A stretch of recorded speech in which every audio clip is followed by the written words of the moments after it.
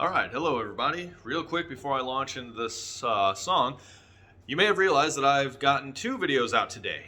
The first one is talking about a partnership between Universal Music Group and YouTube about coming up with some new rules and regulations for AI generated music. Highly recommend you guys check that out.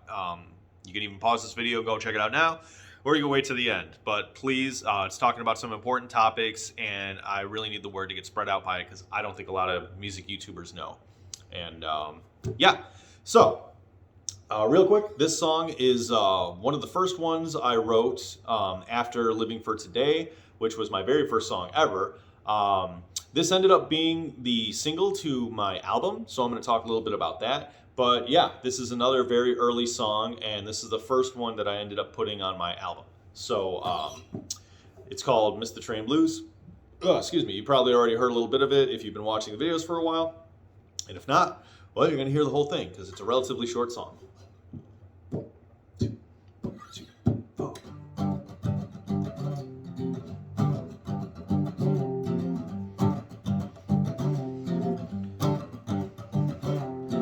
All aboard the Harmony Express, my baby left me for a new address. I could have gone and stopped a man named Fred, but I had to go and miss the train instead. I got missed the train blues. Oh, miss the train blues. I could have gone and stopped her there, but I had to miss that train instead. Yeah.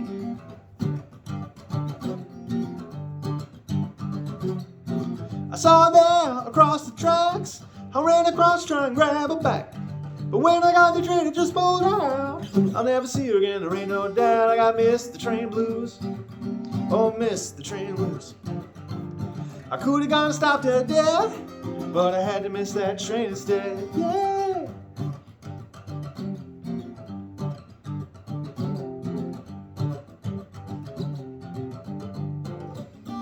Oh, miss the train blues. Yeah, miss the train blues. I could have gone and stopped him dead, but I had to miss that train instead, yeah.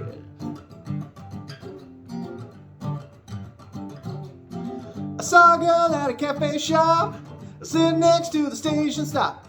Walked up to her and said, how do you do? She said, sorry, but my train is due. I got missed the train blues. Oh, miss the train blues. Yeah, miss the train blues. Oh, miss the train blues. I could have gotten in a bed, but I had to miss that train instead, yeah.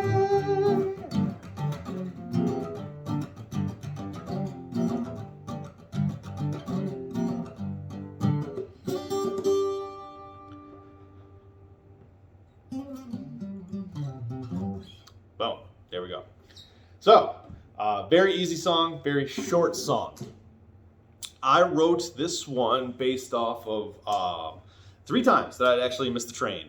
So I wrote this song, I guess I started writing the song around my senior year, and then I ended up finishing it. So quick little sidetrack. If you guys remember, I said I was going to kind of take a chronological approach of things, and I realized that I had a lot of unfinished songs, more than I had actually anticipated. So I decided that what I'm going to do is I'm going to save a lot of the unfinished songs towards the end of this whole thing, because I really want to get the full songs out there, just so you guys can kind of like, you know, it just makes more sense, right? Like, you know, I don't mind showing some unfinished works, but I think having a compilation afterwards and kind of show you guys even a progression of how my songwriting evolved, even when I couldn't end up finishing a song, I think that's what's more important. So what I decided to do was kind of just go on chronologically with my finished songs, and then, you know, I think I said I got like 58 or 59 songs total that are finished. So after I go through all those, we keep doing once a week, and we'll have a whole year's worth of stuff. Then we'll start doing all the unfinished tunes. But getting back into it now. So I started the song up my senior year. It was probably like a couple of months before graduation, and I was writing a lot. Some of my songs were complete in the sense of like, okay, I felt like I was done with them, but I would go back and I'd revisit and I'd be like, no, they're not good, or they're just really missing some elements. This was the first song I wrote since Living for Today, where I was like, yeah, this is it. This is something. All right, that's gonna be a little hint for what my next song is gonna be for anyone who may actually know about Blue Jay and the Robins. Um, so I was like, all right, we got this first verse, right?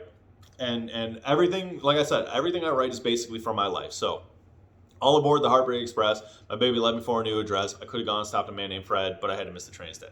So the only thing that's fake about that entire thing is the guy's name wasn't Fred. I think it was like Frank or something like that. But trying to match the rhyme, right? So we can flub a little bit about what the guy's name was.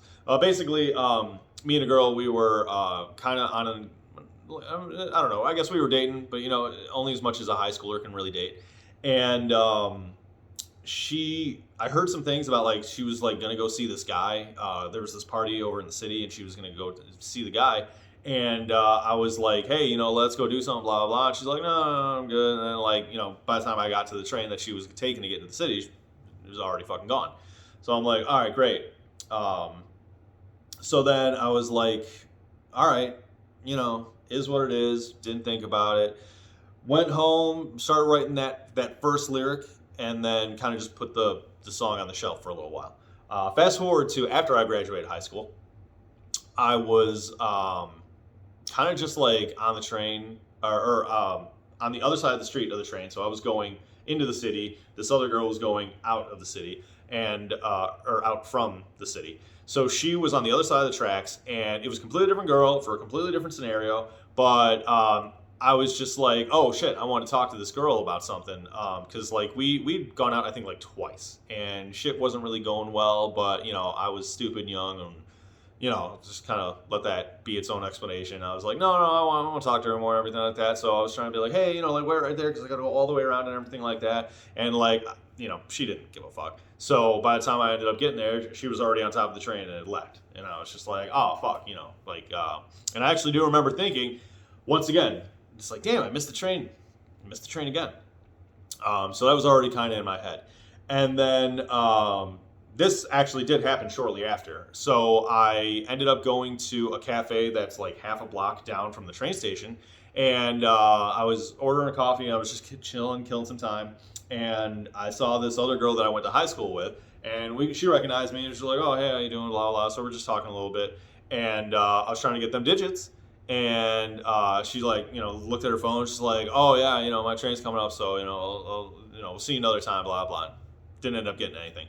So, there was just a little bit of a narrative that had already kind of been built, right? So later on that day, I just like had that intuition sense, and I was like, all right, this is going to be a good song. And I just wrote down all those experiences.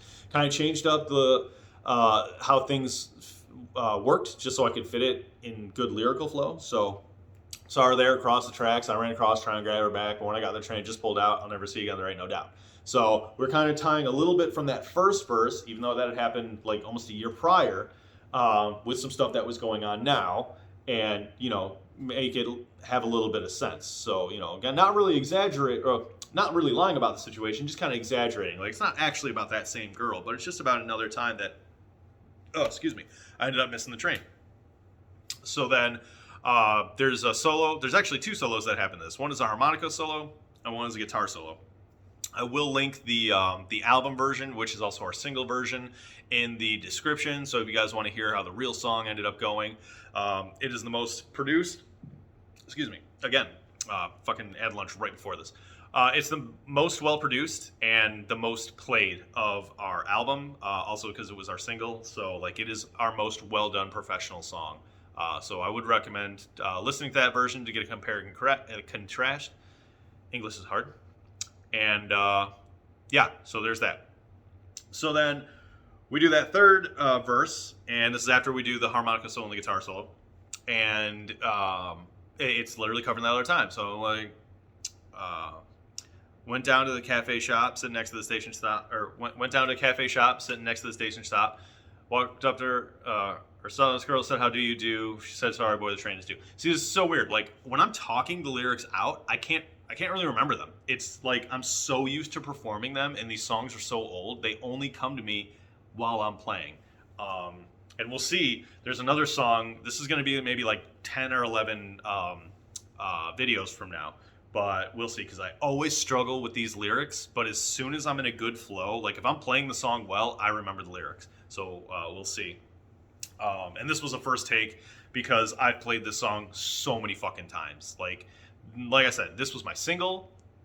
Well, I'm getting a little bit ahead of us. We'll finish the song and then we'll kind of do everything. So, like I said, tuned up that third verse, wrapped the whole thing together, extended the Miss the Train section just to kind of give it a little bit of more vibe.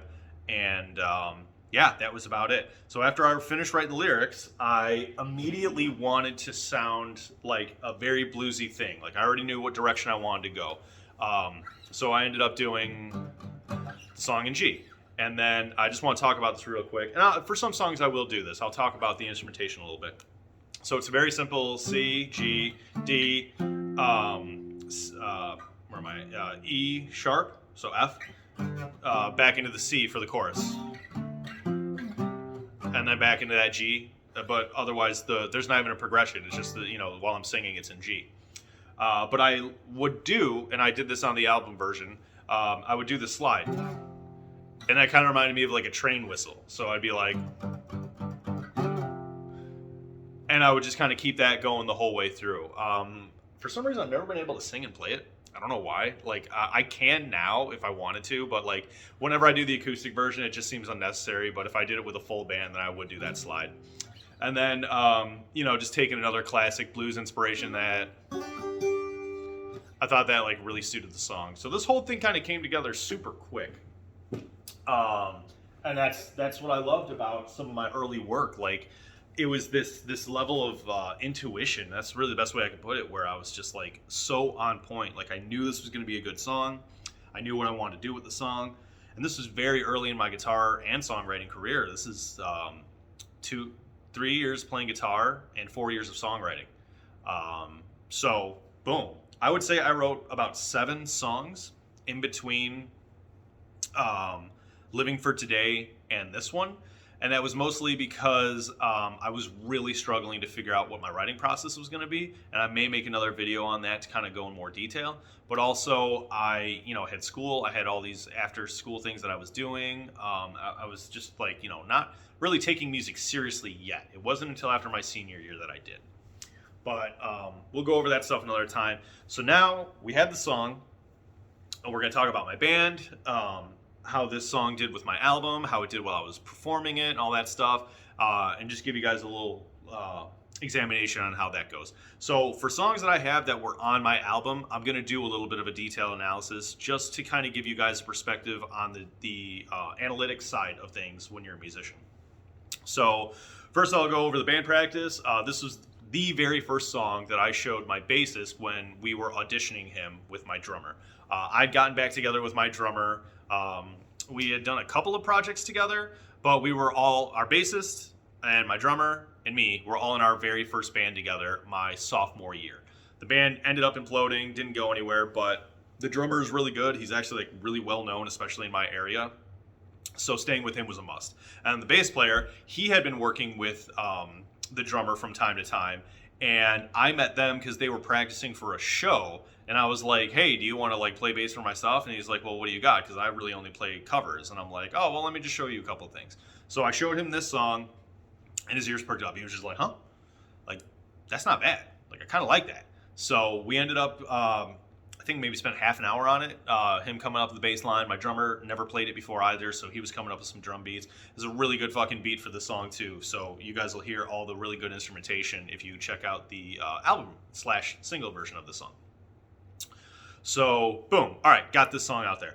This one was one we showcased a lot. It was this song, another song called Tease to Please, which is probably going to be, no, it's not going to be next. It's going to be the video after this one because there's another one, Someday. Someday was another one that I was pushing a lot. Really regret doing that now, but I'll go more into that in the video. So those were kind of our main 3 songs that we started playing stuff with. And we went everywhere. Miss the Train Blues was consistently hailed as our best song. And it was that lightning in a bottle kind of thing. So whenever we played it, audience, good reception. What we usually did was we front loaded this song. It was always our first song. and then we would do Tease to Please right after, and that'll make more sense later on, but it was because it was basically the same song just in a different key, and it like really flowed. And in fact, it was the B side to our single. So you had Miss the Train Blues as the A side, Tease to Please as the B side. So this song always had some good shit. Like I said, when we posted this up on our original music YouTube, this one consistently had the most plays. This one, when we did our distribution through CD Baby, Miss the Train Blues, our single, sold a shitload more than our actual album did. So, and from what I gathered, it did get some radio play. I don't know where or what. This was during a time when there was Reverb Nation. I'm going to get into that in probably a video, but yeah, if anyone knows about the whole scandal with Reverb Nation and early music platform sites, holy shit, you know that there is like not a lot of evidence or truth to that.